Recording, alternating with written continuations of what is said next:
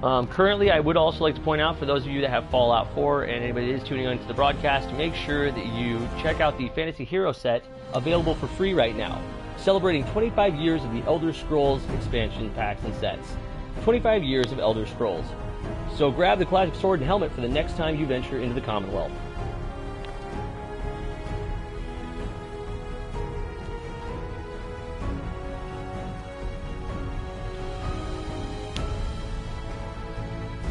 Alright, I'm going to wait for you guys to show up in the stream for a second. Go ahead and take your time. I'm actually not in a rush, and I know there's going to be a lag. So, oh, okay, I see I got one viewer now. Who is that? Is that Hump or is that Jay? Hey, Hump. What's up, brother? Good to see you. Alright. I'm gonna click continue here, and I'm gonna start up the load real quick, and I'll give you an idea of what it is we're talking about. So here for the stream, one of the things that I want to talk about real quick is we've been exploring over some of the past streams here, covering builds in Fallout and different things you can utilize in the Game of the Year edition. The Wasteland Workshop expansion pack and the concrete allows you to use, you'll see, hey, hi Matthew.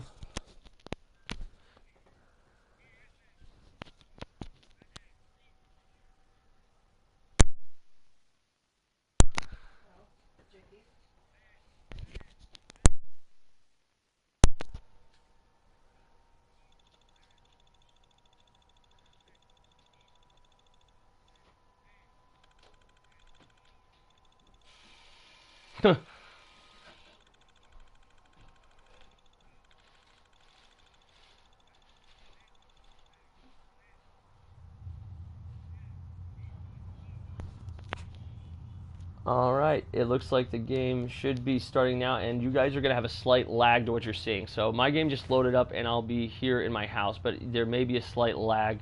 So, JP, let me know when you do get on. I'll be watching for you to pop up on stream real quick when you get here. Matthew, since you're here with me, you're going to see around here, this is just the inside of my Diamond City house. It's pretty simple. I don't think there's really anything impressive about this. You can't do a whole lot to the Diamond City house. You can only add furniture and stuff, so it's really not that impressive. Maybe a little weird and creepy, but, you know, whatever, right? So, right, okay, all right, I hear the judgment in your laugh, I know. I'm going to go outside here to Diamond City. It'll be a slight lag as we load in.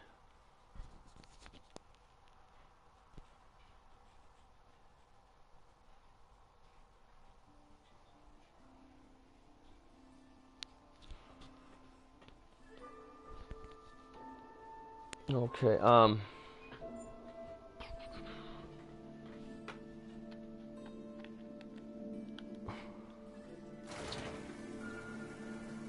okay, alright, I'm not sure where oh, okay, I see what's going on. Okay, so I'm in Diamond City right now, and it appears the new expansion pack from the Creation Club loaded with that Skyrim edition of a sword and helmet. So it's giving me a marker to go pick this up right now.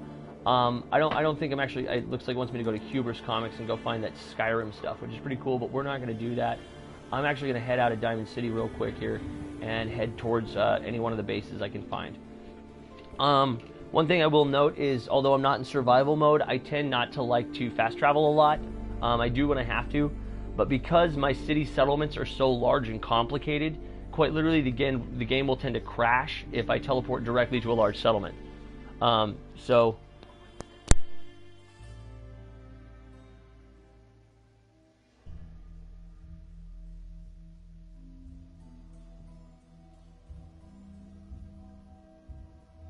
Okay, JP, did you ever find my YouTube page at all?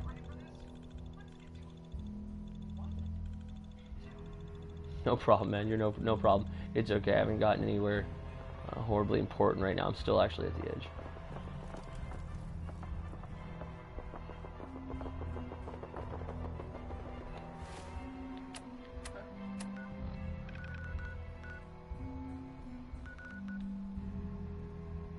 Okay, I am gonna try and fast travel here and hope my game doesn't crash.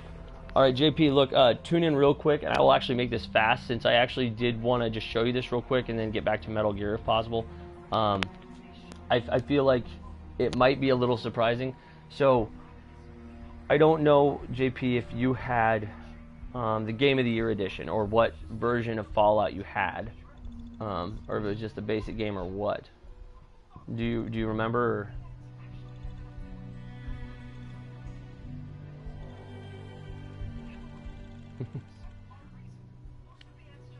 I'm sorry, man.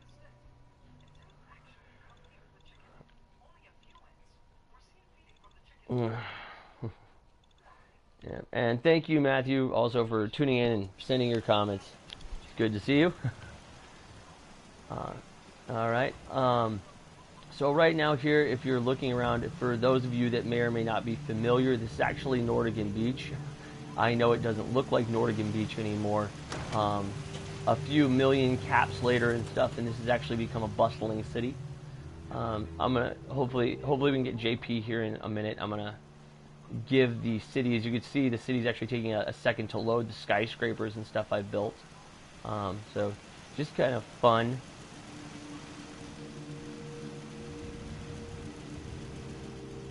Okay. It would say GOAT, I think, or Game of the Year edition. I don't know. Like, my disc says Fallout 4 GOTY, or GOTY. Oh, then you have it. Okay, then you should definitely tune in. Okay, so you're going to see a slight lag. I see that I have another viewer here. I'm assuming that's you, JP. Let me know what you're seeing on your screen right now.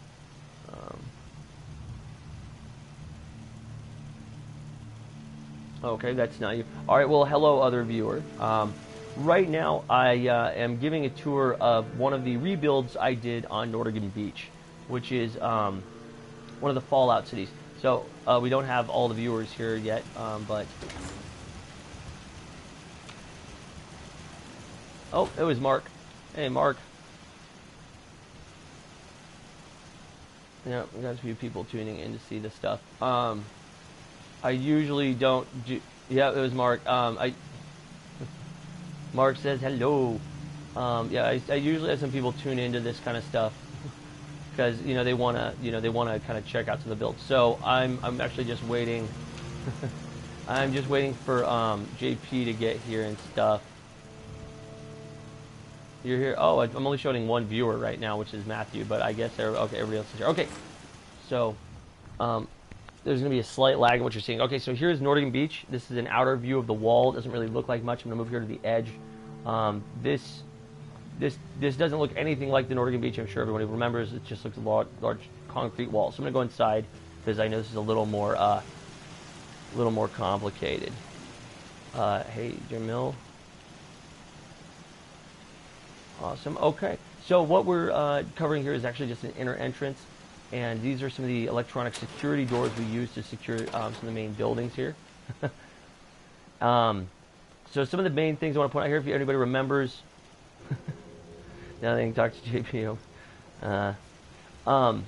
Some of the stuff we got here, this is Nordingen Beach. Everybody remembers this is the simple shack, the home of the 3 people that live here, the man, woman, and child. And as you can see, I kind of built a large retrofitted base around here. So let's talk about how we made the money to pay for this. So I'm actually going to go through one of our security checkpoints here. And the real simple answer is Nordingen Beach, as you know, is built on a beach. So what I did was we have a lot of water purifiers here. What this does is this produces water each day that I sell. This water is the way we get the concrete I need, ammunition, stuff like that. Yeah, right, don't work too hard. So if we come here to the workshop, we'll see what the people have been producing each day. So we do see, it looks like there's just actually some stuff here in the workshop. There's no water or anything yet. I guess that'll be in the morning. Okay, so we have nuclear fission reactors. These each produce 100 power. There are multiple stations around the base to keep the place running. These are actually part of, I want to say, the Vault-Tec expansion pack. So for those of you that had the Game of the Year edition, the Vault-Tec expansion pack will provide these generators, which will provide more power than the average stuff. Okay. So a lot of the builds you'll notice me utilizing some of the different stuff I have will have double thick concrete walls, electronic locking doors, and stuff like this. I would like to point out that since full security precautions like this were installed, attacks have been limited to quite literally, I think we lost a Brahmin once, right? But nobody dies, no problems. Of course, your people are technically invulnerable. Large builds is actually, excuse me, one of the most recent builds I did, which was building a tower. This was a nightmare to build. Honestly, I had to build scaffolding and a whole bunch of other stuff. I wanted to see how tall I could build a building here. So I built kind of a, I want to say this is kind of a tourist attraction, or so it was supposed to be. And getting the wiring to light and shut off at the right times, oof, that was a nightmare too. The logistical planning. So, I'm going to head up here to the tower. As you can see, I built a small house and homes in here, and sometimes I actually do stay in this tower just because I like the fact of how quiet it is. I can't actually hear anything down below. Well, I can hear myself at a little bit of lag here. So we're going to go out here on this patio here. And one of the things I did like about this was trying to figure out how high I was allowed to build in the game. And I did end up getting a really nice view over a lot of my base and stuff. And so I decided to kind of build this, I guess, walkway system around it so I could get a kind of nice view of the Commonwealth. This is one of my more basic builds. The only reason I was doing this here is I kind of wanted to push the game and see how tall I could build a building. More complicated builds I can cover later. There is definitely utilization of elevators and things like that I have in some of the other bases. That was not going to work here. For those of you that are actually using elevator systems, you will notice the measurements are off. Everything is not set on a 1 to 1.5 system. It's actually a 1.2. So it's got this weird off measurement. So figuring out the logistics of how to build an elevator and stuff and get it to work. Have a not cool. Have a water problem. Wait, what? Okay. I am going to. What I am going to do is get to. I have actually a lot of bases that are just like this. Anybody want to name a Fallout base that they remember? Anybody remember a name of a settlement? And let's go check out what's there. Anything? Huh? What'd you say?